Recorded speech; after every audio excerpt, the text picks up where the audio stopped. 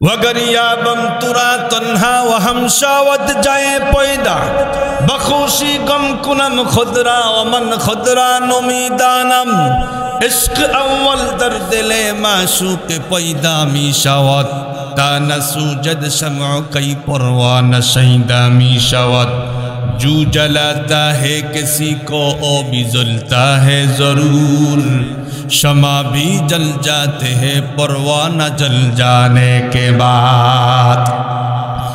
मुत्तकी परहेजगार ईमानदार बंदा के अल्लाह पाक सांगतिक मोहब्बत करे। ईमानदार बंदा तो अल्लाह पाक के मोहब्बत करे। खूब ভালো করে বুঝবেন। এতক্ষণ পর্যন্ত যা বললাম আপনারা বলেন তো দেখি, আল্লাহ পাক যেই পরিমাণে মহব্বত করে এই পরিমাণে মহব্বত পৃথিবীর কোনো মানুষ কিন্তু করতেই পারে না। আল্লাহ পাক রব্বুল আলামিন আমাদেরকে মহব্বত সুরে ডাক দিলেন। ডাক দেওয়ার পরে দুইটা মেসেজ দিলেন। কারণ হলো আল্লাহ পাক আমাদেরকে মহব্বত করেন, আর যেই ব্যক্তি যাকে মহব্বত করে কখনোই কোশ্চিন কালেও চাই না তার মহব্বতের মানুষটা বিপদের মধ্যে পড়ুক। আল্লাহ পাক যেহেতু আমাদেরকে সবচাইতে বেশি মহব্বত করে, আল্লাহ পাক কখনোই কোশ্চিন কালেও চাই না আমার বান্দা বান্দি জাহান্নামের আসামি হয়ে যাক। এজন্যই তো আল্লাহ পাক বললেন তোমরা দুইটা মেসেজ গ্রহণ করো।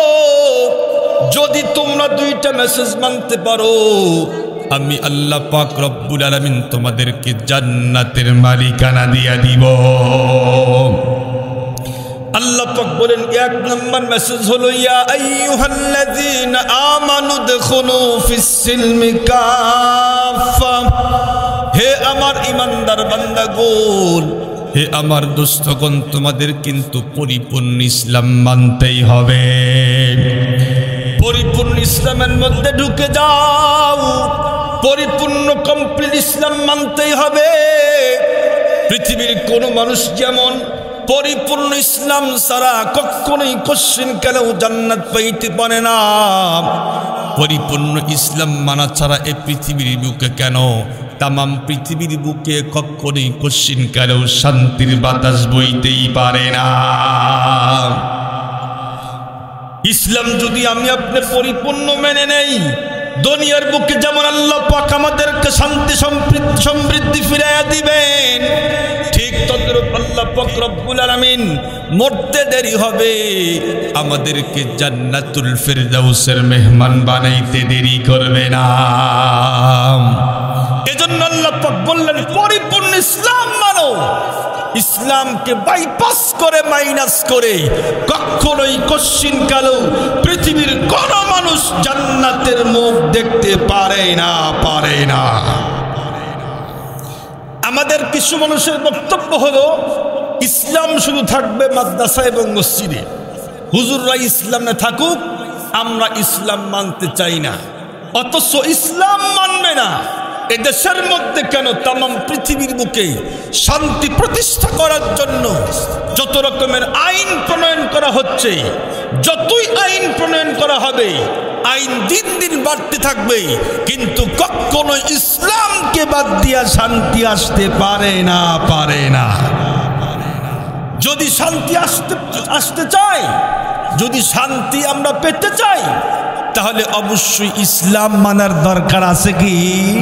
অবশ্যই আছে। খুব ভালো করে বুঝবেন, আল্লাহ পাক বলেছেন তোমরা কমপ্লিট ইসলাম মানো। ইসলাম ছাড়া জান্নাত কখনোই কোশ্চিন কালেও মিলবে না। এমনকি দুনিয়াতেও শান্তি কখনো আসতেই পারে না। আমরা ইসলাম মানি না কেন? কারণ অনেক ঝামেলা আছে। আমাকে দিয়েই বলি, আমি যদি বাড়ির কর্তা হই, যদি পরিপূর্ণ ইসলাম আমার ঘরের মধ্যে ঢুকাই, তাহলে আমাকে আগে পরিপূর্ণ ইসলাম মানতে হবে, 5 ওয়াক্ত নামাজ পড়তে হবে। অনেক ঝামেলা। এত ঝামেলা কে করে? 2 নম্বর কথা হলো আমার স্ত্রীকে পর্দায় রাখতে হবে, আমার মেয়েকে পর্দায় রাখতে হবে। ঘর থেকে টিভি আর সিডি আর সিরিয়াল কিন্তু বাহির করতে হবে। এতগুলি ঝামেলা কে করে? এজন্য আমি নিজেও ইসলাম মানি না পরিপূর্ণ, আমার ঘরের মধ্যে পরিপূর্ণ ইসলাম ঢুকাইতে যায় না, ঝামেলা হয়। যিনি সমাজের নেতা উনিও চিন্তা করে যদি আমি পরিপূর্ণ ইসলাম আমার সমাজের মধ্যে ঢুকাই, তাহলে সব মানুষ আমাকে সাপোর্ট করবে না, আর আমাকে সাপোর্ট না করলে আমার নেতাগিরিও কিন্তু সমাজের মধ্যে চলতে পারে না। এজন্য উনিও চিন্তা করে, না, আমার সমাজের মধ্যে আমি কখনোই কোশ্চিনকালেও ইসলাম ঢুকাইতে পারি না। যিনি ইউপি সদস্য, চেয়ারম্যান মেম্বার আছেন, উনিও চিন্তা করে, যদি আমার এলাকার মধ্যেই পরিপূর্ণ ইসলাম ঢুকা দেই, সর্বপ্রথম আমাকে ইসলাম মানতে হবে। আর যদি ইসলাম আমাকেই মানতে হয়, কখনোই কোশ্চিনকালেও দুর্নীতি করা যেতে পারে কি পারে না, কখনোই দুর্নীতি করতে পারবো না। যিনি মন্ত্রী আছেন, যেই ডিপার্টমেন্টের মন্ত্রী আছে, উনিও তাই চিন্তা করে, যদি আমার এলাকার মধ্যে আমার যে যতটুকু ক্ষমতা চলে এর মধ্যে আমি যদি ইসলাম পরিপূর্ণ ঢুকাই, তাহলে আমাকে আগে ভালো হতে হবে। আর আমি ভালো হলে কখনোই কোশ্চিনকালেও দুর্নীতি করতে পারবো না, এমনকি টাকার পাহাড় করতে পারবো না। আরো সবচাইতে মজার কথা হলো, বিদেশের বাড়িতে কখনোই সেকেন্ড হোম তৈরি হতে পারে না। এতগুলি টাকা কোত্থেকে আসে? দুর্নীতির থেকেই তো আসে। মুহতারাম হাজিরিন, যারা সংসদে আছেন তারাও চিন্তা করে, যদি সংসদে পরিপূর্ণ ইসলাম ঢুকাই, এখান থেকেই তামাম দেশ কেমনে চলবে, সব রকমের আইন প্রণয়ন করা হয়। এখন যদি সংসদেও পরিপূর্ণ ইসলাম ঢুকে যায়, তাহলে তো আমরাও এখানেই ভালো হতে হবে, তামাম দেশে দুর্নীতি আর কখনোই করতে পারবো না। এজন্য সংসদও ইসলাম নাই, একদম ব্যক্তিগত ঘর থেকে নিয়ে রাষ্ট্রীয় ঘর পর্যন্ত কোথাও কোনো ইসলামের চিহ্ন পর্যন্ত নাই। অথচ আমরা শুধু খুঁজি শান্তি গেল কই, শান্তি গেল কই। মুহতারাম হাজিরিন, একটা মিসাল দিলে খুব ভালো বুঝবেন। মনে করেন আপনাদের তো গ্রাম্য অঞ্চল, বগুড়া শহরে কোন একজন এই এলাকা থেকে ছেলে গেছে পড়ার জন্য, মেধাবী ছেলে। তো এক বাড়িতে জাগির থাকছে। তো জাগির থাকছে কেন? মেসে খাওয়ার টাকা পয়সা তার কাছে নাই, এজন্য জাগির থেকেছে। তো জাগিরদার বলল, বাবা তোমার আমি খাওয়াইতে পারি, থাকতে দিব, শর্ত হলো আমার মেয়েকে পড়াইতে হবে। মেয়েকে পড়ানো শুরু করলো। যেই জাগির থাকছে তার নাম হলো ইসলাম। নাম কি? ইসলাম। যা জাগিরদারের মেয়েকে পড়াইতেছে তার নাম হলো শান্তি। যেখানে শান্তি সেখানে ইসলাম, ইসলাম যেখানে শান্তিও তো সেখানে। তো দীর্ঘদিন পর্যন্ত পড়াইতে পড়াইতে শান্তির ইসলামের মধ্যে প্রেমের আলাপ শুরু হয়ে গেছে, গভীর মহব্বত তৈরি হয়ে গেছে। এখন শান্তি বলে ইসলামকে, শোনো, আমি তোমাকে ছাড়া বাঁচবো না, বাঁচতে পারি না। যদি তোমাকে না পাই আমি আমার জীবন আর রাখবো না, শেষ করে দিব, হয় ফাঁস নেব না হয় বিষ খাবো। ইসলাম বলে, দেখো আমি গরিব ঘরের সন্তান, আমার সঙ্গে তুমি এমনটি করো না। তোমার বাবা তো লক্ষ টাকার মালিক, যদি এই খবর জানতে পারে আমার হাড্ডি মাংস একত্রিত করে দিবে, আমাকে আর বাঁচায় রাখতে পারে না। কিন্তু আপনারা জানেন, মিয়া মানুষের কলা কৌশল কিন্তু মারাত্মক সিরিয়াস, কঠিন। আল্লাহ পাক নিজেই বলেছেন, ইন্না কাইদাকুন্না আযীম। মহিলাদের কলা কৌশল মারাত্মক সিরিয়াস। মুহূর্তের মধ্যে মাত্র চোখের ইশারায় একটা না 100টা পুরুষের জীবন নষ্ট করতে পারে। তো এ তো একটা ছেলে ইসলাম, তো ফাসলায়া ইসলামকে নিয়ে ভাগছি। যখনই শান্তির বাবা ঘরের মধ্যে ঢুকছে, ঢুকেই দেখে শান্তিও নাই, ইসলামও নাই, ইসলামও নাই, শান্তিও নাই, গেল কো। তো শান্তির বাবা কি করলো? ইসলামের বড় ছবি তুলে পোস্টারের মধ্যে তার ছবি দিয়া বিশাল বড় হেডলাইনে দিয়ে দিল, যদি কোনো ব্যক্তি ইসলামকে ধরতে পারো নগদে 1 লক্ষ টাকা পুরস্কার দেওয়া হবে। কি বলল? 1 লক্ষ টাকা পুরস্কার দেওয়া হবে। এই পোস্টার, এই পত্রিকা যখন রাস্তার মনে মনে চাষতলে চলে গেল, সেখানে শুধু ভিড় আর ভিড়, ধরতে পারলেই তো 1 লক্ষ টাকা। এইদিকে ইসলাম আর শান্তি যেখানে আছে, শান্তি বলো আর কয়দিন লুকায় থাকবা, এই যে টাকা নাও আর ব্যাগ নাও, বাজার করে নিয়ে আসো। ইসলাম যখন ভয়ে ভয়ে এক হাতে টাকা আর এক হাতে ব্যাগ নিয়ে রাস্তায় যখন ঢুকছে, ঢুকতেই দেখে রাস্তার মোড়ে মোড়ে চাষতলে ভিড় আর ভিড়। ভিড়ের মধ্যে পা দিতেই দেখে তার বড় করে ছবি দেওয়া, নিচে লেখা আছে ধরতে পারলেই নগদে 1 লক্ষ টাকা পুরস্কার। কিসের বাজার? লুঙ্গি ধুয়াই দাও। কি কান? আগে জীবনটা বাঁচায় নয়, এক দৌড় দেখে শান্তির কাছে গিয়া বলে তোমার আগেই বলছিলাম তোমার বাবা লক্ষ টাকার মালিক, আমাকে ধরতে যে পারবে তাকে তো 1 লক্ষ দিবেই, আমার তো কাল্লাই থাকবে না। তখন শান্তি বলে শোনো, আমি আব্বার একমাত্র কন্যা সন্তান, আমাকে না দেখলে আব্বা খাইতে পারে না, শুইতে পারে না, ঘুমাইতে পারে না, তার সব শান্তি হারাম হয়ে যায়। এজন্য আমাকে পাইতে হলে আব্বা সব রকমের সব কিছু করতে পারে, তুমি একটু ওইটিকে থাকো, আমি একটু আব্বার কাছে পত্র লিখি। তখন এই শান্তি পত্র লেখা শুরু করলো, আব্বু আমি তোমার একমাত্র কন্যা, আমাকে তুমি সাংঘাতিক মহব্বত করো, আমাকে না দেখলে ঘুমাইতে পারো না, আমাকে না দেখলে তুমি খাইতে পারো না, তবে শর্ত আমি তোমার ঘরে আসতে পারি, শর্ত হলো যদি তোমার মেয়ে শান্তিকে ফিরে পেতে চাও সঙ্গে ইসলামকে ঘরে ঢুকাও। তোমার মেয়ে শান্তি ঘরে ঢুকতে হলে ইসলামকে সঙ্গে নিয়েই ঢুকবে। তুমি যদি শান্তিকে ঘরে ফিরে পেতে চাও, তোমার একমাত্র কন্যা শান্তিকে ফিরে পেতে চাও, তার আমার সঙ্গে ইসলামকে ঘরে ঢুকাও। মুহতারাম হাজরিন, এখান থেকে আমিও বলতে চাই, আমার ব্যক্তিগত জীবন থেকে শুরু করে আমি চাই শান্তি, ইসলাম মানি নাই, সামাজিক জীবন থেকে শুরু করে সকলেই শান্তি চাই, ইসলামকে বাদ দিয়ে শান্তি চাই, রাষ্ট্রীয় জীবন থেকে শুরু করে আন্তর্জাতিক জীবন পর্যন্ত সকলেরই একই চেষ্টা, শান্তি কেমনে আসে, কোন আইন করলে শান্তি প্রতিষ্ঠা করা যায়। শান্তি আসতে পারে না যদি ব্যক্তিগত ঘর থেকে শুরু করে নেই আন্তর্জাতিক ঘর পর্যন্ত আমরা শান্তি ফিরে পেতে চাই, তাহলে অবশ্যই ব্যক্তিগত ঘর থেকে নিয়ে আন্তর্জাতিক ঘর পর্যন্ত সব জায়গায় সব সেক্টরে ইসলামকে সঙ্গে ঘরে ঢুকাইতেই হবে। ইসলামকে বাইপাস করে মাইনাস করে এদেশে নয় বিদেশে নয় তামাম পৃথিবীতে কোথাও কখনোই শান্তির বাতাস বইতে পারে না, পারে না, পারে না।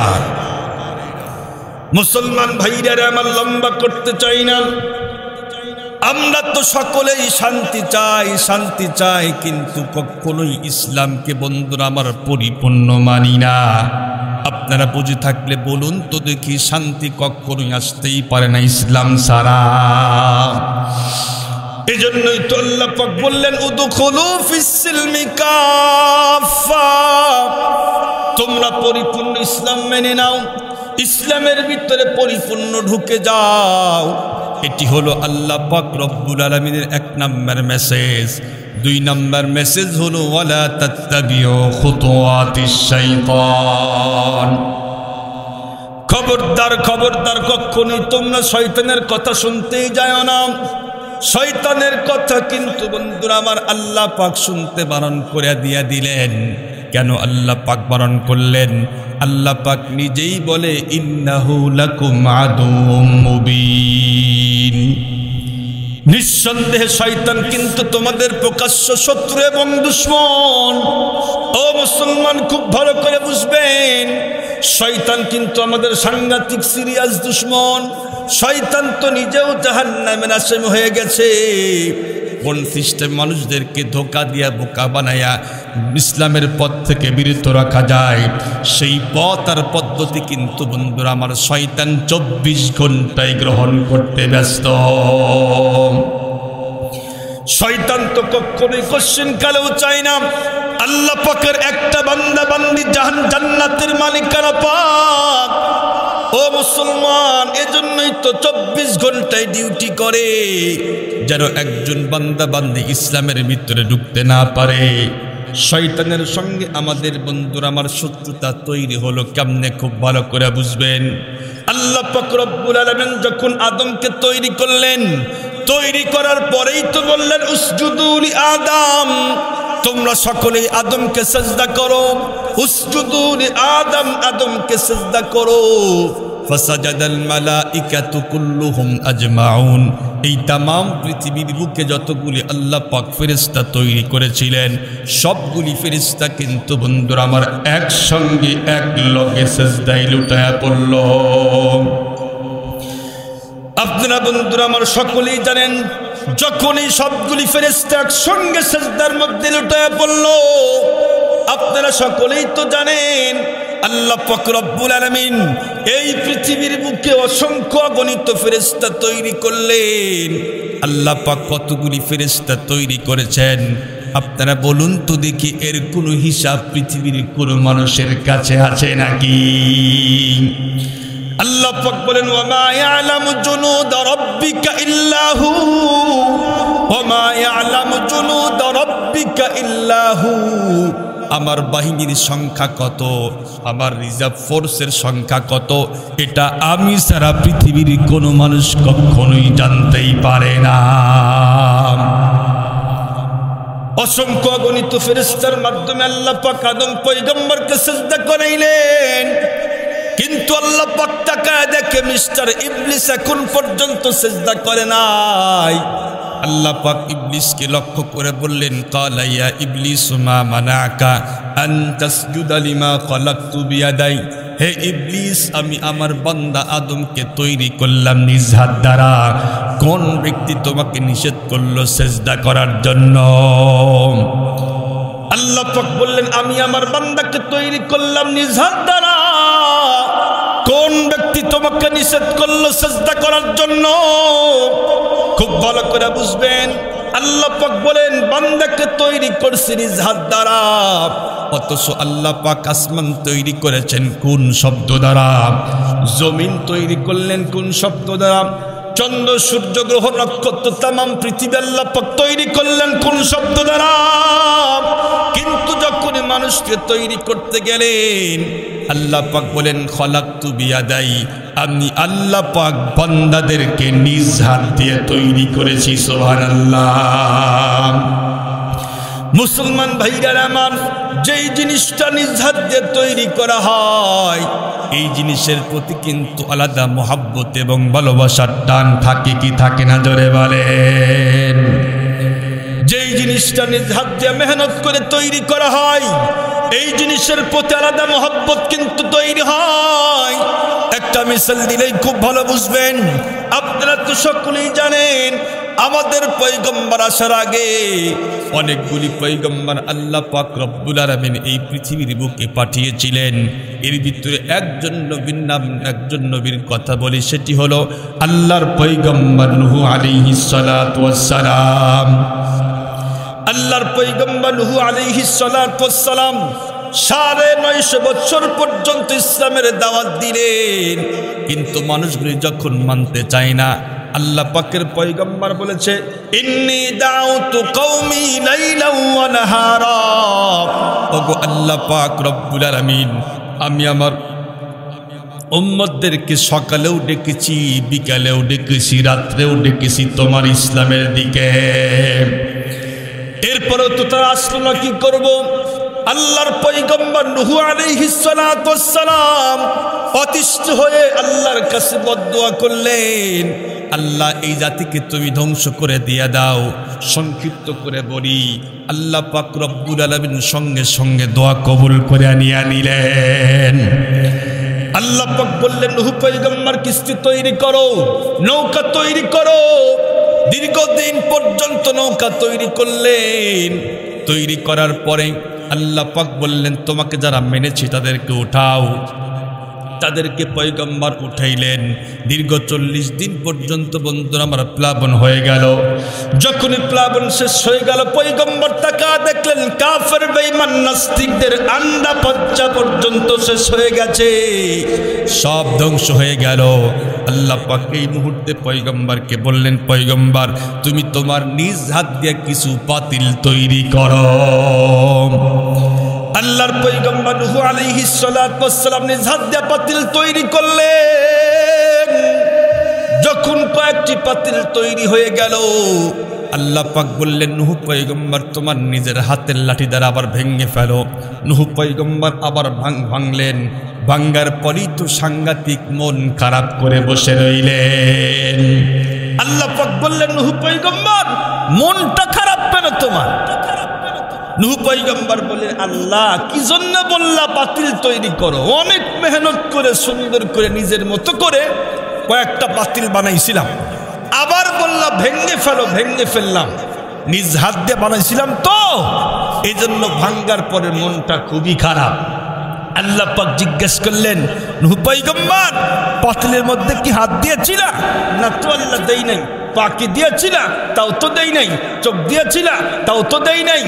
যখন পেটন শুরু করছিলা তখন কি উইঠা দৌড় দিয়েছিল? আল্লাহ তাও তো দেই নাই। নাকি জান দিয়েছিল? আল্লাহ কিচ্ছু দেই নাই, শুধু পাতিল তৈরি করেছিলাম। আল্লাহ পাক বললেন পাতিল তৈরি করছো মাত্র কয়েকটা, হাত দাও নাই, পা দাও নাই, চোখ দাও নাই, কিচ্ছু দাও নাই।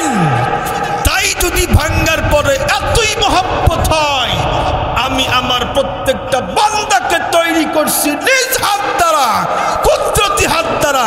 কেন? বান্দা এই কপাল দিয়ে সিজদা করবে, নাক দিয়ে সিজদা করবে, মুখ দিয়ে আমার গুণগান গাবে, কোরআনুল কারীম তেলাওয়াত করবে। এই বান্দাকে তোমার একটা বদদুয়ার কারণে সব ধ্বংস করে দিলাম, তাহলে আমার দিলে কি খারাপ লাগে না? সুবহানাল্লাহ, সুবহানাল্লাহ বলেন। মুসলমান ভাইরা আমার, এজন্য আল্লাহ পাক বললেন খলাকতু বিয়াদাই, আমি প্রত্যেকটা বান্দাকে তৈরি করছি নিজ হাত দ্বারা। যখনই সবগুলি ফেরেশতা সিজদা করলো, ইবলিস যখনই সিজদা করলো না, অবশ্যই আল্লাহ পাকের খারাপ লেগেছে। কারণ হলো বান্দাকে এই পৃথিবীর বুকে সবচাইতে বেশি মহব্বত করে আল্লাহ পাক বানাইছেন। আল্লাহ পাক এজন্য জিজ্ঞেস করলেন ক্বালা ইয়া ইবলিস মা মানাকা আন তাসজুদা লিমা খালাকতু বিয়াদাই। হে ইবলিস, আমি আমার বান্দা আদমকে তৈরি করলাম নিজ হাত দ্বারা। কোন ব্যক্তি তোমাকে নিষেধ করলো সিজদা করার জন্য? ইবলিস তখন বন্ধুরা আমার আল্লাহ পাকের হুকুমের বিপক্ষে যুক্তি খাড়া করায়। ইবলিস বলল খলাকতানি মিন নারিন ওয়া খলাকতাহু মিন তিন। ওগো আল্লাহ পাক রব্বুল আলামিন আদমকে তৈরি করলা মাটি দিয়া, আমাকে তৈরি করলা আগুন দিয়া। মাটির ভিতরে শুধু অন্ধকার অন্ধকার, আগুনের ভিতরে শুধু আলো, এজন্য অবশ্যই আমি ওর থেকে ভালো। নিজেকে বড় মনে করলো, বলল আল্লাহ মাটির মধ্যে অন্ধকার, মাটির গতি নিচের দিকে, আগুনের মধ্যে শুধু আলো, আগুনের গতি উপরের দিকে। এজন্য হিসাব করলে দেখা যায় মাটির চেয়ে আগুনই ভালো, এজন্য আমি ওর থেকে ভালো। নাউজুবিল্লাহ কর, নাউজুবিল্লাহ। বাহ্যিক দৃষ্টিতে দেখা যায় আসলে যুক্তি মোটামুটি ঠিক আছে, কিন্তু যুক্তি আদৌ ঠিক না। আগুনের কাজ হলো জ্বালায়া পড়ে সরকার করে দেয়, আর মাটির মধ্যে যেই গুণ আছে, মাটির 100 ভাগের একটা গুণও আগুনের মধ্যে কিন্তু নাই। মাটি আসলে ভালো, কিন্তু বাহ্যিক দৃষ্টিতে কিঞ্চিত পরিমাণ। যেমন মাটির মধ্যে অন্ধকার, আগুনের মধ্যে শুধু আলো। অন্ধকারের চেয়ে আলো তো অবশ্যই ভালো, এটা তো ঠিক আছে। যদিও যুক্তি মোটামুটি একটু ঠিক ছিল, এরপরেও ইসলাম যুক্তির ক্ষেত্রে কি বলে খুব ভালো করে বুঝবেন। আমার যুক্তি যদি ইসলামের পক্ষে হয়, আল্লাহ পাকের রাসূলের তরিকার পক্ষে হয়, এমনকি আল্লাহ পাকের হুকুমের পক্ষে যুক্তি যদি হয়, তাহলে এই যুক্তি মানা জায়েজ আছে, যুক্তি মানা জায়েজ আছে। কিন্তু যদি আমার যুক্তিটা ইসলামের বিপক্ষে যায়, রাসূলুল্লাহর তরিকার বিপক্ষে যায়, এমনকি আল্লাহ পাকের হুকুমের বিপক্ষে যায়, এই যুক্তি যতই বড় হোক না কেন, যতই চটকদার হোক না কেন, এই যুক্তি মানা কখনোই কশ্চিনকালেও জায়েজ হতে পারে না, পারে না। ইবলিস যে যুক্তি দিয়েছিল, যদিও একটু মোটামুটি ঠিক ছিল, কিন্তু এই যুক্তিরা মহান মালিক আল্লাহ পাকের হুকুমের বিপক্ষে চলে গেছে। এই জন্য এই যুক্তি কখনোই ঠিক হতে পারে না। মুহতারাম হাজিরিন, আমাদের দেশেও কিছু আছে না বুদ্ধিজীবী, দেখবেন মাথার মধ্যে চুল নাই, এরাও মাঝে মধ্যে টকশোতে বসে ওলামায়ে কেরামের সঙ্গে যুক্তি তর্ক করে, ইসলামকে যুক্তি দিয়ে হারাইতে চায়, মুসলমানদেরকে ব্যঙ্গচিত্র তৈরি করতে চায়। এরপরে দাড়ি এবং টুপি কিনে কটাক্ষ করতে চায়। এরা বুদ্ধির চোটে যদিও সাময়িক দেখা দেয় জিতে গেল। আল্লাহ পাক বললেন ইবলিস যেমন যুক্তির কারণে শয়তান হয়ে গেছে, তুমিও যুক্তি দেখাইলে ইসলামের বিপক্ষে, তুমিও মানুষ হতে পারো নাই মিস্টার ইবলিসের আপন মায়ের পেটের ভাই। মুসলমান ভাইরা আমার কথাগুলি দিল্লা বুঝবেন।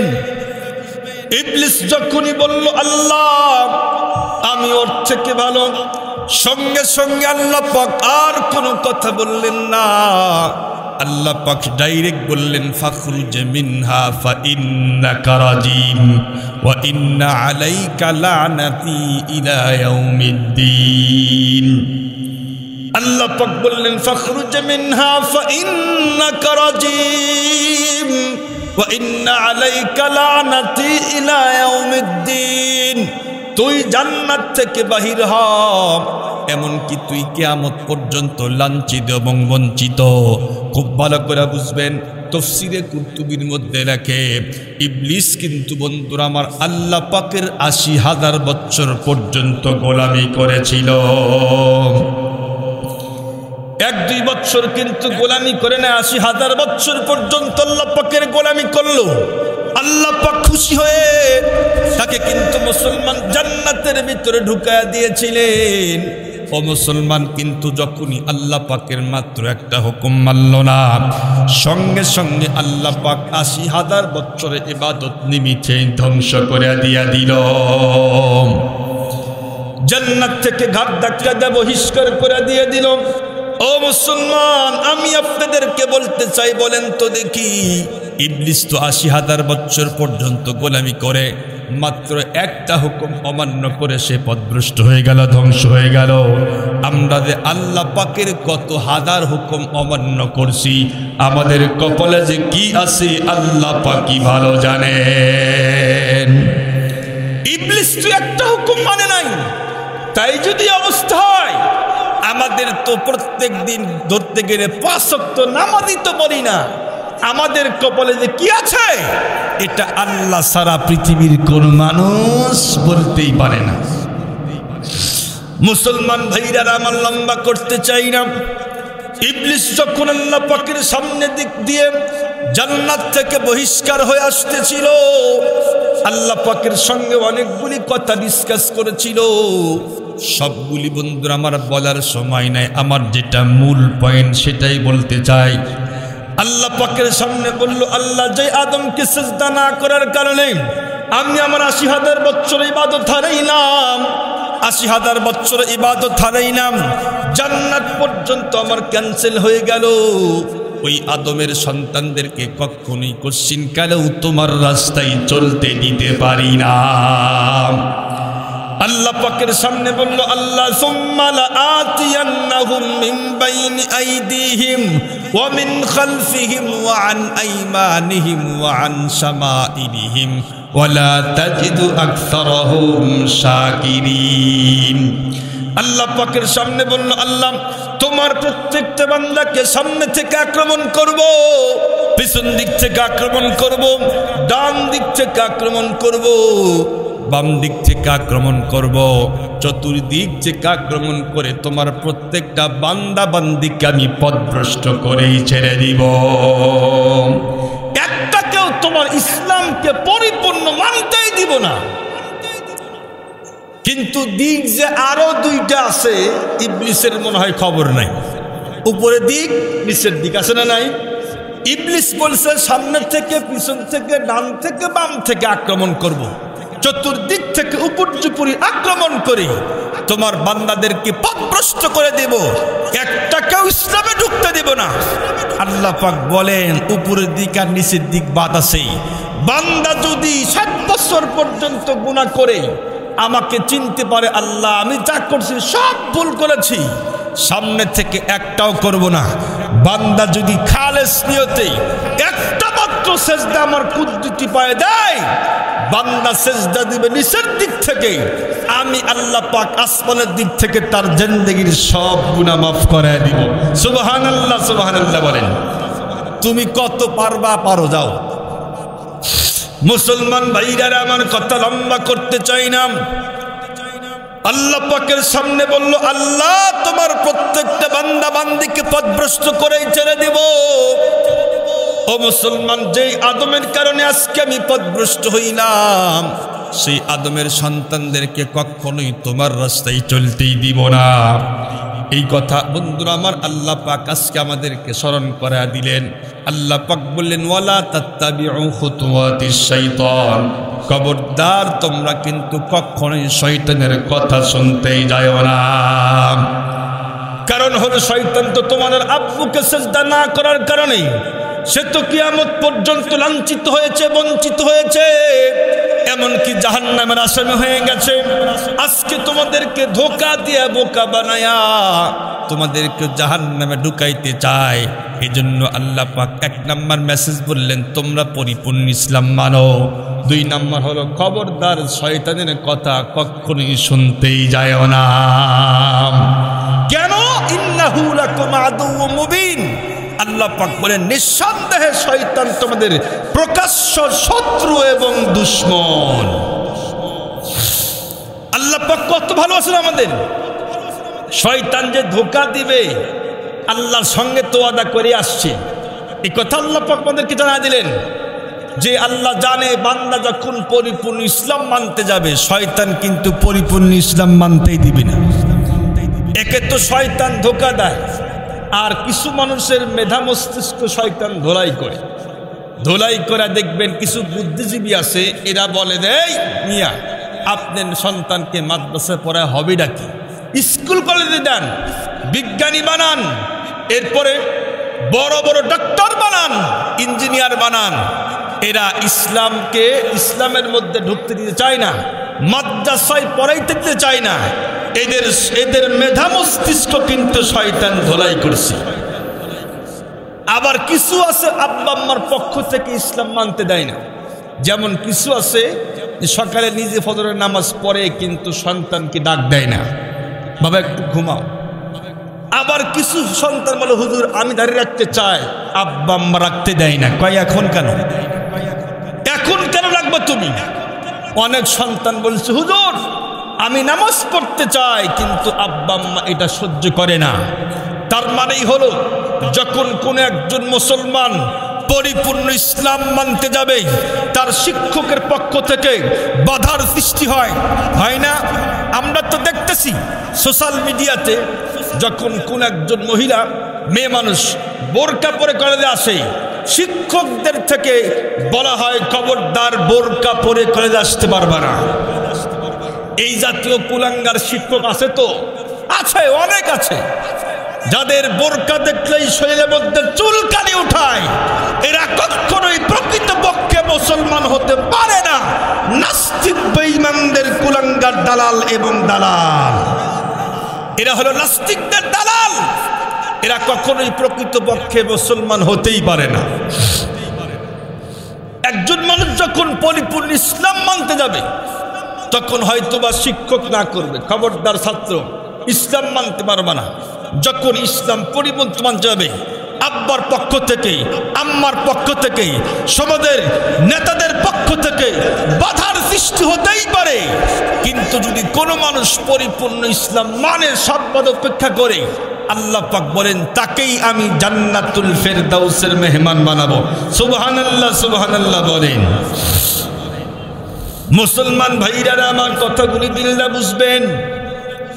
এবার আসেন, যেই ব্যক্তি পরিপূর্ণ ইসলাম মানবে তাদের কি পরিমাণে মর্যাদা, কি পরিমাণে দাম আল্লাহ পাক রব্বুল আলামিন দুনিয়ার বুকে বাড়ায়া দিবেন।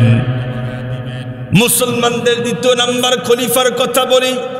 অর্ধজাহানের খলিফা হযরত আমিরুল মুমিনিন ওমরে ফারুক রাদিয়াল্লাহু তাআলা আনহু যখন বন্ধুরা আমার প্রধানমন্ত্রী, উনি যখন আমিরুল মুমিনিন, এই মুহূর্তে মদিনার বুকে ভূমিকম্পন শুরু হয়ে গেছে। মুসলমান সঙ্গে সঙ্গে হযরত ওমরে ফারুক কি করলেন? নিজের হাতের লাঠি দ্বারা মাটিকে আঘাত করে বললেন, এই জমিন কখনোই কশ্চিনকালেও কাঁপতে পারবি না, ভূমিকম্পন হতে পারবি না। কারণ হলো এখন পর্যন্ত কিন্তু এই জমিনে আল্লাহ পাকের বন্ধুরা বিদ্যমান। আমি কি তোমার উপর ইনসাফ প্রতিষ্ঠা করি নাই নাকি তুমি কেন কাঁপো? আমি কি তোমার উপর ইনসাফ প্রতিষ্ঠা করি নাই? খবরদার ভূমিকম্প হতে পারবে না। ও মুসলমান, কি পরিমাণে পর আল্লাহ পাক দিয়েছিলেন।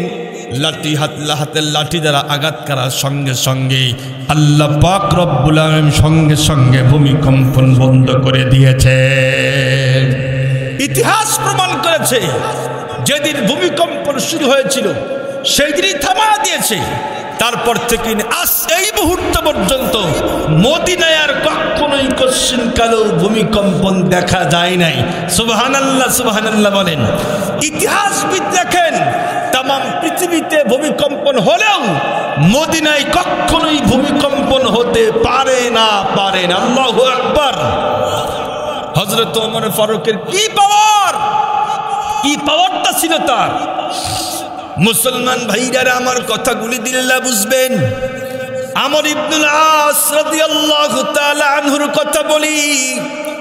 আমর ইবনুল আস রাদিয়াল্লাহু তাআলা আনহু যখন মিশরের গভর্নর, প্রত্যেক বছরিতে বন্ধুরা আমার নীল নদ শুকায়া যায়। নীল নদ এবারও বন্ধুরা আমার শুকায়া গেল।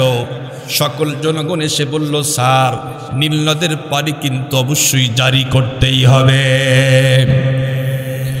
আমর ইবনুল আস বললেন, কাইফা, কেমনে? প্রত্যেক বছর তোমরা পানি কিভাবে জারি করো? একটু আমার কারগুজারি শোনাও দেখি, তোমরা কেমনে জারি করো?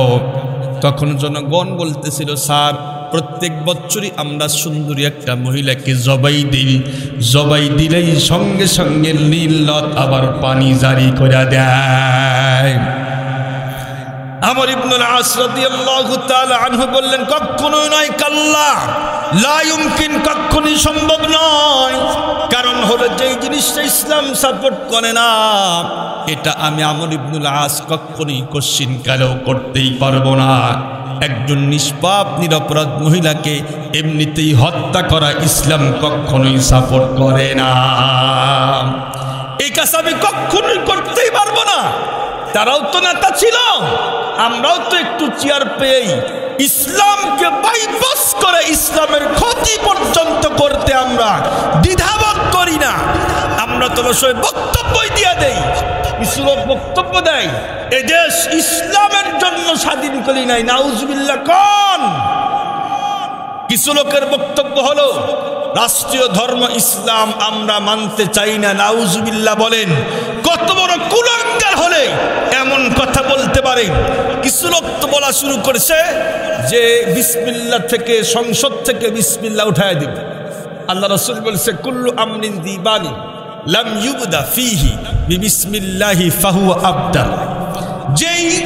যেই কাজটা বিসমিল্লাহ দিয়া শুরু হয় এই কাজের মধ্যে বরকত হয় এবং এই কাজটা স্বয়ং সম্পূর্ণ হয়। সুবহানাল্লাহ বলেন। আর যেই কাজের মধ্যে বিসমিল্লাহ থাকে না, এটা কখনোই বরকতময় হতেই পারে না। এই কাজটা কখনোই স্বয়ং সম্পূর্ণ হতেই পারে না। আপনারা বলেন তো দেখি, এই সংসদ থেকে আমাদের দেশ কেমনে চলবে? এই আইন প্রণয়ন হয়, সেখানে বাজেট তৈরি হয়। এখন আপনারাই বলেন, সেখান থেকে যদি বিসমিল্লাহ তুলে দেওয়া হয়, বিসমিল্লাহকে বাদ দিয়ে কাজ করা হয়, আল্লাহ রাসূলের হাদিস তো অবশ্যই 100% সত্য। এই কাজ কখনোই কশ্চিনকালেও স্বয়ং সম্পূর্ণ হতেই পারে না, পারে না, পারে না। এজন্য খবরদারি কাজ করা যাবে না।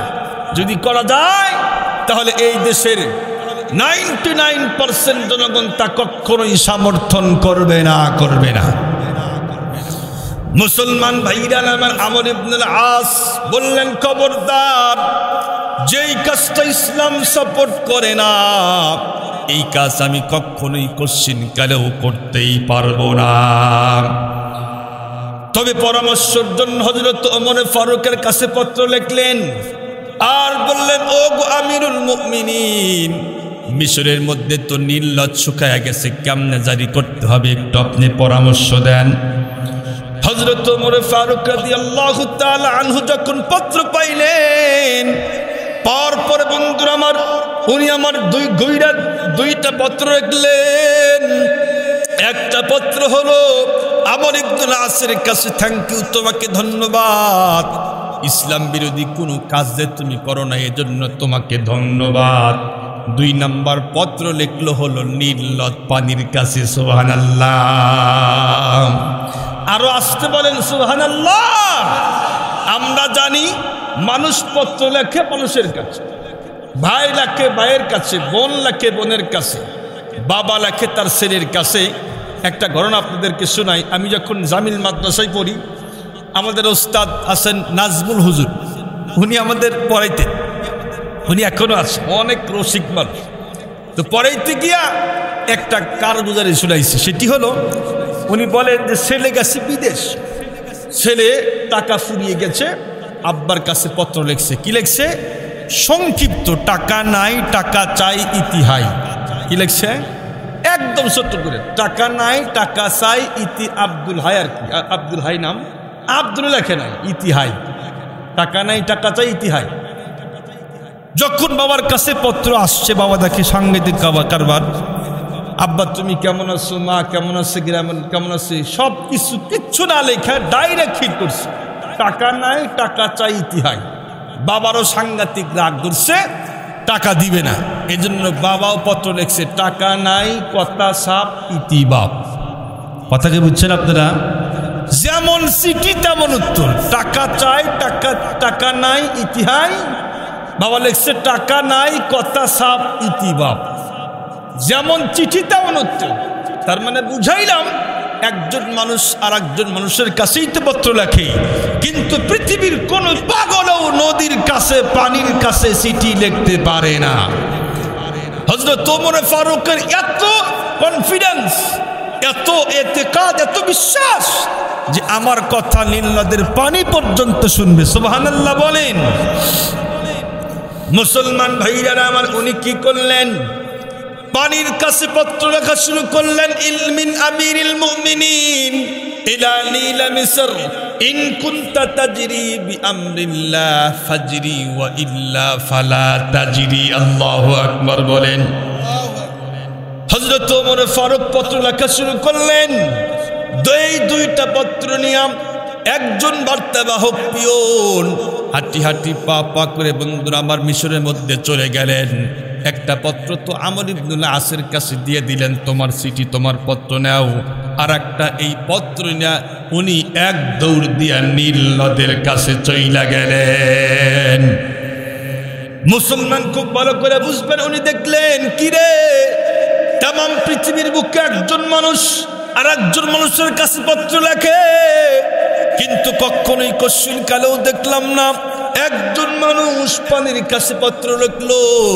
কি লিখলো বন্ধুরা আমার? উনি খুইলা দেখে, মিন আমিরিল মুমিনিন ইলা নীল মিসর ইন কুনতা তাজরি বিআমরিল্লাহ ফাজরি ওয়া ইল্লা ফালা তাজরি।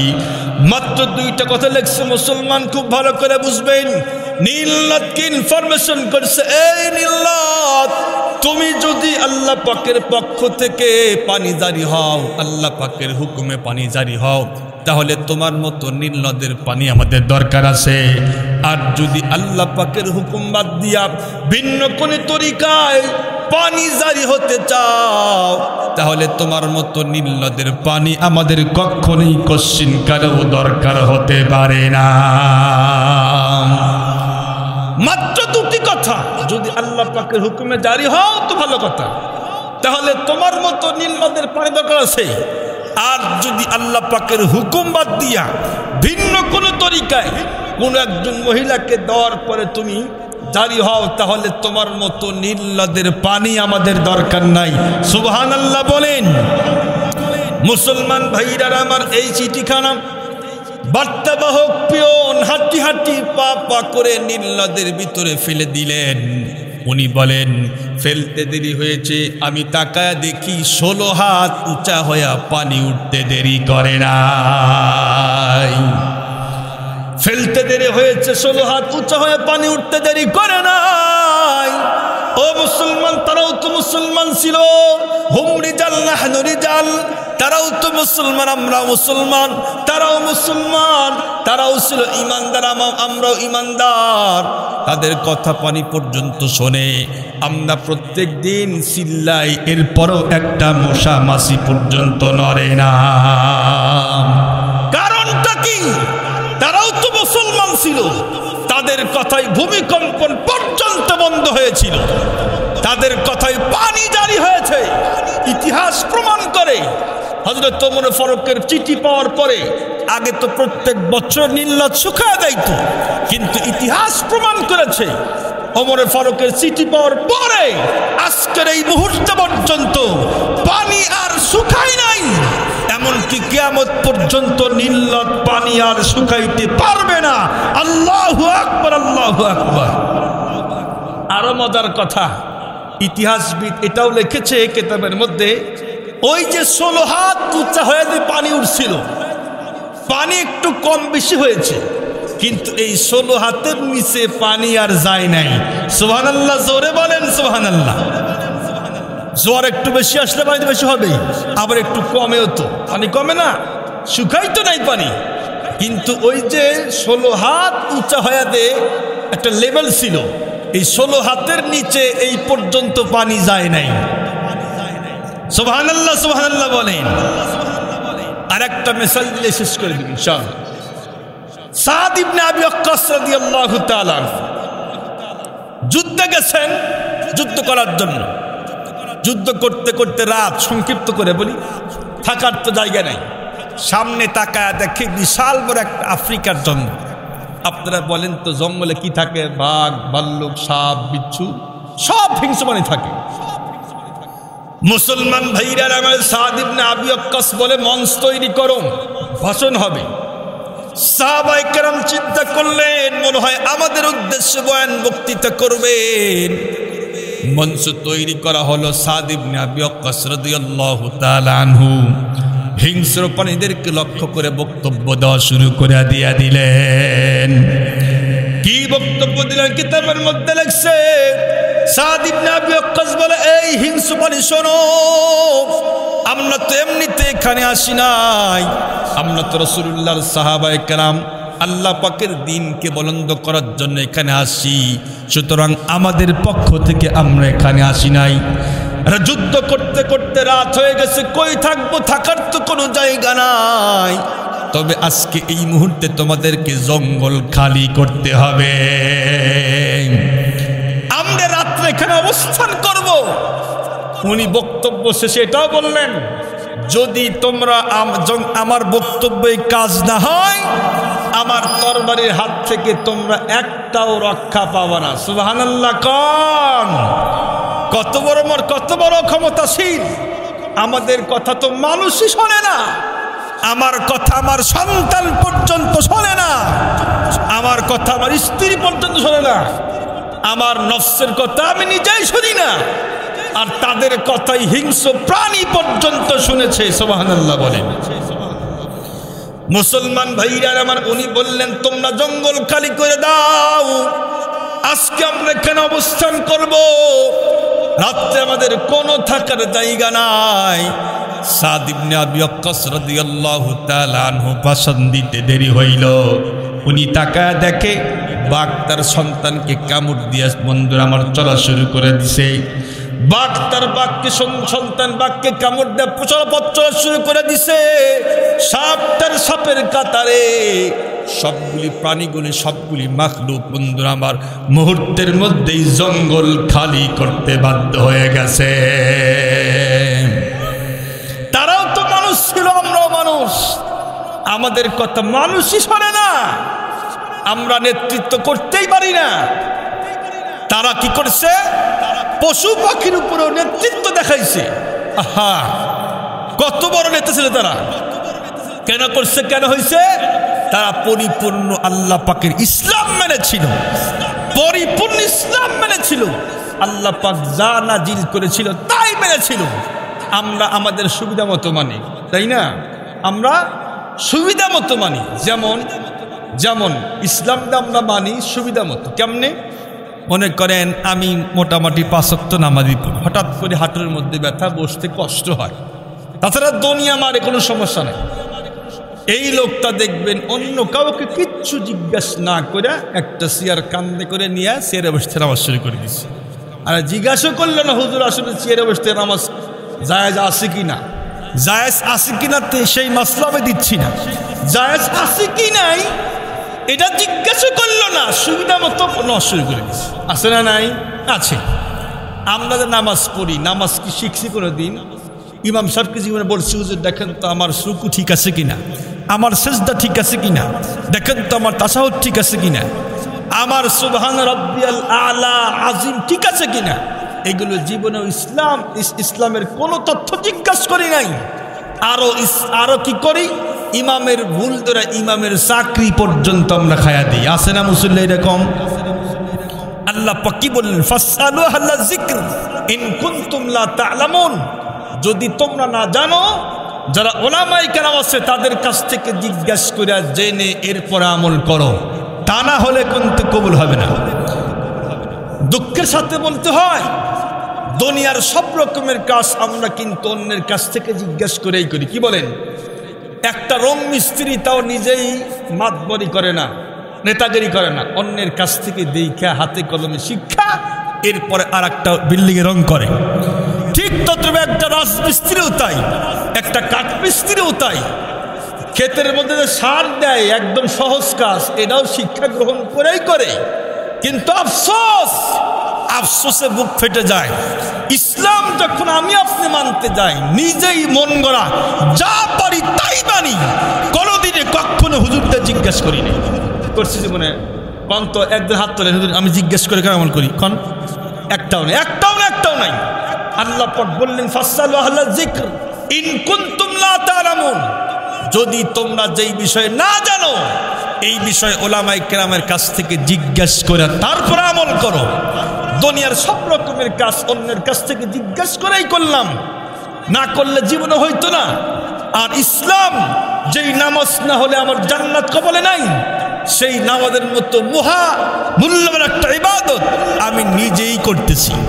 আল্লাহ রসুল দেখলেন এক সাহাবী নামাজ পড়তেছে, নামাজ পড়ে দেখা করলেন হুজুরের সাথে, বলছে কুম ফাসল্লি ফাইন্নাকা লাম তুসাল্লি, দাও নামাজ পড়ো। নামাজ হয় নাই, আবার নামাজ পড়লো। রাসূলুল্লাহ দেখলেন, আবার বললেন নামাজ পড়ো, নামাজ হয় নাই, আবার নামাজ পড়ো। 3 বার নামাজ পড়াইলেন। রাসূলুল্লাহ বললেন এমনটি করে নামাজ পড়লে কখনোই কোশ্চিন কালেও কবুল হবে না, হবে না। আল্লাহ রাসূল বললেন, পরে নামাজটাকে হাতে কলমে শিক্ষা দিয়া বললেন সল্লু রাআইতুমুনি কামা উসাল্লি, আমি যেমনে নামাজ পড়লাম ঠিক তদ্রূপ আমার মতোই নামাজ পড়তে হবে, তাহলেই নাকি পাইবা, তাহলেই তোমরা বরকত পাইবা। একটা মিসাল দিয়ে শেষ করে দিব। আমরা ইসলাম যে মানি, যদিও মানি মন গড়া মানি, এজন্য আমাদের ইসলাম দিয়ে কোনো কাজ হচ্ছে না। তারা যে ইসলাম মেনেছিল, সাহাবায়ে কেরাম আল্লাহ রাসূলের হাতে গড়া ছাত্র ছিল। খুব ভালো করে বুঝবেন, যদি আমি মন গড়া কোনো কিছু কাজ করি, এটা কখনোই কোশ্চিন কালেও কবুল হবে না। যে একটা মিসাল দিয়েই আমি শেষ করে দিব। মুসলমান ভাইরা আমার কথাগুলি দিল্লা বুঝবেন। আল্লাহর পয়গম্বর বিশ্বনবী গভীর রাত্রে একদিন, ও মুসলমান, চিন্তা করলেন দেখি আমার সাহাবায়ে কেরাম কি করেন। উনি গভীর রাত্রে বন্ধুরা আমার হাঁটি হাঁটি পা পা করে সিদ্দিক আকবর রাদিয়াল্লাহু তাআলা আনহুর বাড়ি পর্যন্ত গেলেন। সেখানে গিয়া দেখে সিদ্দিক আকবর রাদিয়াল্লাহু তাআলা আনহু ঘুমন্ত নয়, উনি কিন্তু বন্ধুরা আমার আল্লাহ পাকের সামনে দাঁড়ায়া তাহাজ্জুদের নামাজ পড়তেছেন। সিদ্দিক আকবর রাদিয়াল্লাহু তাআলা আনহু তাহাজ্জুদের মধ্যে দাঁড়িয়ে গেছেন। পয়গম্বর বিশ্বনবী তাকে দেখে সিদ্দিক আকবর রাদিয়াল্লাহু তাআলা আনহু একদম আস্তে আস্তে তেলাওয়াত করে, একদম ক্ষীণ আওয়াজে তেলাওয়াত করে। পয়গম্বর কোনো কথা বললেন না, সেখান থেকে হাঁটি হাঁটি পা পা করে হযরত ওমরে ফারুকের বাড়ি পর্যন্ত চলে গেলেন। সেখানে গিয়া দেখে হযরত ওমরে ফারুক রাদিয়াল্লাহু তাআলা আনহু উনিও কিন্তু ঘুমন্ত নয়, আল্লাহ পাকের সামনে দাঁড়ায় তাহাজ্জুদের নামাজ পড়ে। আল্লাহর পয়গম্বর বিশ্বনবী তাকায় দেখলেন হযরত ওমরে ফারুক তাহাজ্জুদের ভিতরে যে কোরআনুল কারীম তেলাওয়াত করেন, এই তেলাওয়াতের আওয়াজ অনেক লম্বা, গলা ফাটায়া তেলাওয়াত করেন। পয়গম্বর নামাজের দৃশ্য দেখলেন, কোনো কথা বললেন না। সকালবেলা বন্ধুরা আমার যখন ফজরের নামাজ হয়ে গেল, পয়গম্বর দুইজন শ্বশুরকে বললেন, আপনারা দুইজন থেমে যান, বসে যান, আপনাদের সঙ্গে কিছু কথা আছে।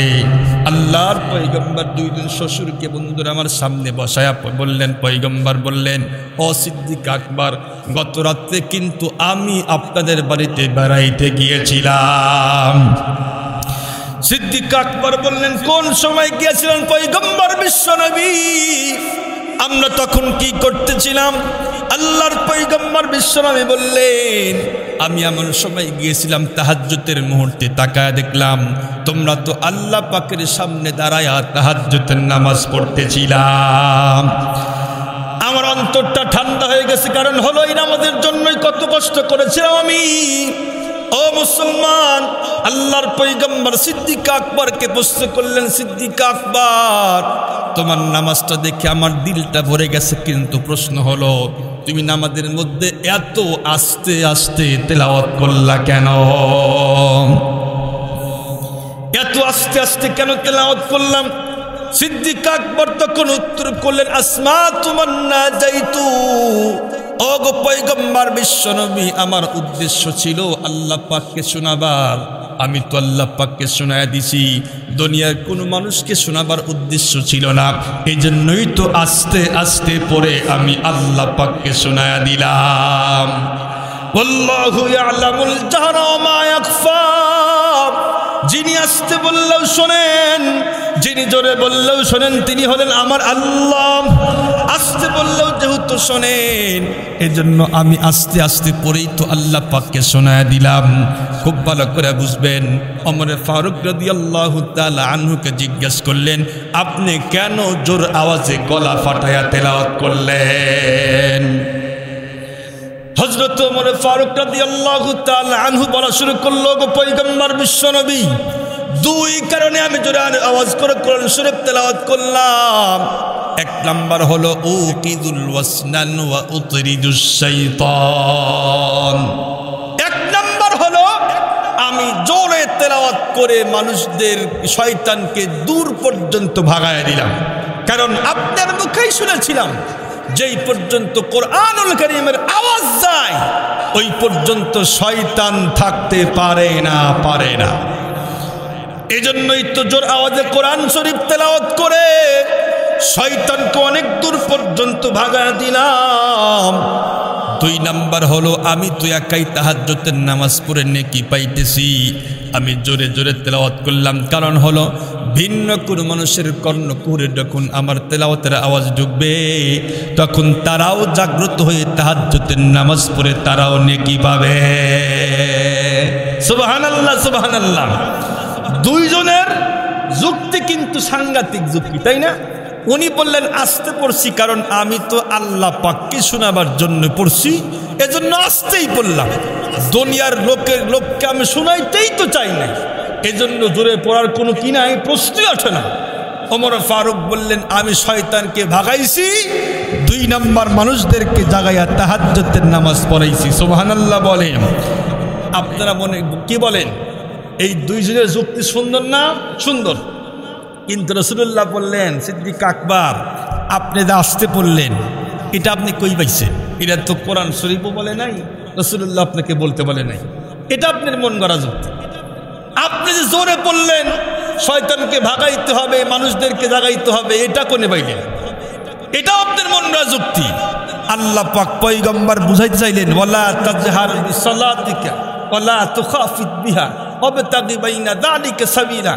আল্লাহ পাক বলেছেন, তোমাদের নামাজের মধ্যে তোমরা কোরআন শরীফ জোরেও পড়িও না, একদম আস্তেও পড়িও না, মাঝামাঝি পন্থা অবলম্বন করো। একদম আস্তেও না, একদম জোরেও না, মাঝামাঝি পন্থা অবলম্বন করো। আল্লাহ রাসূল বললেন, দুইজনকে শোনো, তোমরা যেই যুক্তি দেখাইছো মারাত্মক সুন্দর যুক্তি, কিন্তু এই বিষয়ে ইসলাম কোনো কথা বলে নাই, রাসূলুল্লাহ কোনো কথা বলে নাই। ইসলামের বক্তব্য হলো, রাসূলুল্লাহর তরিকা হলো তেলাওয়াত একদম জোরেও না একদম আস্তেও না, মাঝামাঝি পন্থা অবলম্বন করতে হবে। এটা হলো আল্লাহর নিয়ম, রাসূলুল্লাহর নিয়ম। যদি এই নিয়মে আপনারা নামাজ পড়েন তাহলে নেকিও পাবেন, বরকতও পাবেন। আর যদি অন্য কোনো ভিন্ন তরিকায় যতই সুন্দর হোক না কেন, এই নামাজের মধ্যে বরকত নাই, নেকিও নাই। সুবহানাল্লাহ, একটু জোরে বলেন সুবহানাল্লাহ। আমি আপনাদের জিজ্ঞেস করি, সিদ্দিক আকবরের মতো সাহাবী, ওমর ফারুকের মতো সাহাবী যদি নিজে মন গড়া নামাজ পড়া বরকত না পায়, আমি আর আপনাদের নিজেই মন গড়া ঢিপাই, মন গড়া রুকু আর সিজদা সবগুলি করতেছি, কখনো হুজুরদের জিজ্ঞেস করি নাই। এই ইসলাম তামাম পৃথিবীর সকল মানুষ একত্রিত হয়ে মানলেও কখনোই কাফের বেঈমানদের সঙ্গে আমরা টিকতে পারবো না। যদি প্রত্যেকটা মুসলমান ইসলামকে শিক্ষা গ্রহণ করে রাসূলুল্লাহ যেমনে করেছেন, যদি আমরা রাসূলুল্লাহর তরিকায় ইসলাম মানতে পারি, তাহলে অবশ্যই একজন কাফেরকে দেখে বেঈমান নাস্তিকেরা ভয় পাবে পাবে পাবে। একটা মিসাল দেই, খালিদ বিন ওলীদ একজন মাত্র সাহাবী। হেরাক্লিয়াস বাদশার সৈন্যরা হেরাক্লিয়াসের কাছে গিয়া বলে, স্যার আমরা ইস্তেফা দিলাম, চাকরি বাদ দিলাম, ছেড়ে দিলাম, চাকরি করব না।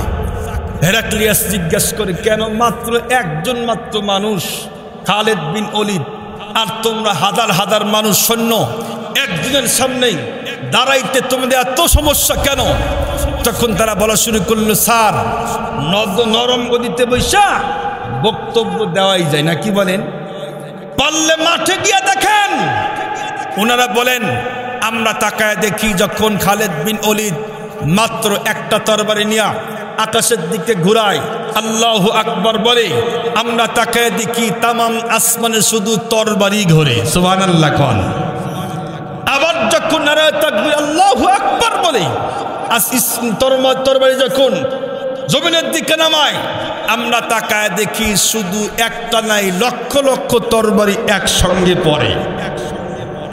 উনার একটা মাত্র তরবারি দিয়ে আমরা লক্ষ মানুষ, হাজার মানুষ কচু কাটা হয়ে যাব। এই জন্য আমরা তার সঙ্গে পারবো না, চাকরি ছেড়ে দিলাম। মাত্র একজন মানুষ খালিদ বিন ওলীদ, এমনিতে এত পাওয়ার হয় নাই, নিজে মন গড়া ইসলাম মেনে কখনোই হয় নাই। রাসূলুল্লাহ যেমনে শিখাইছে তেমনেই মানছে, এই জন্য এত পাওয়ার হয়েছে। আল্লাহর কসম করে বলি, যদি আজকেও কোনো মুসলমান রাসূলুল্লাহর তরিকায় ইসলাম মানতে পারে, সবগুলি কাজ করতে পারে, মুসলমানদেরকে একটা আমেরিকা নাই, একটা ইসরায়েল নাই, লক্ষ আমেরিকা, লক্ষ ইসরায়েল মুসলমানদের কাছে মাথা নত করতে বাধ্য হয়ে যাবে। তবে শর্ত হলো ইসলাম মানতে হবে পরিপূর্ণ পরিপূর্ণ। আল্লাহ পাক সে কথাই বললেন, উদখুলু ফিস সিলমি কাফা, তোমরা পরিপূর্ণ ইসলাম মানো, ওয়ালা তাত্তাবিউ খুতুওয়াতিশ শাইতান, খবরদার তোমরা শয়তানের কথা শুনতে যাও না। যদি আমরা আজকেও পরিপূর্ণ ইসলাম মানতে পারি, তবে মন গড়া না, ইসলামের পন্থায় রাসূলুল্লাহর তরিকা যদি মানতে পারি, তাহলে আজকেও আল্লাহ পাক আগের সাহাবায়ে কেরামের মতো ঈমান, সাহস, তাওকাত সবকিছু আল্লাহ পাক আমাদেরকে দিবেন। এই জন্য শর্ত হলো পরিপূর্ণ ইসলাম রাসূলুল্লাহর তরিকায় মানতে হবে। আল্লাহ পাক আমাদের সকলকেই ইসলাম পরিপূর্ণ মানার তৌফিক দান করেন। আমিন কন, সকলেই বলেন আমিন।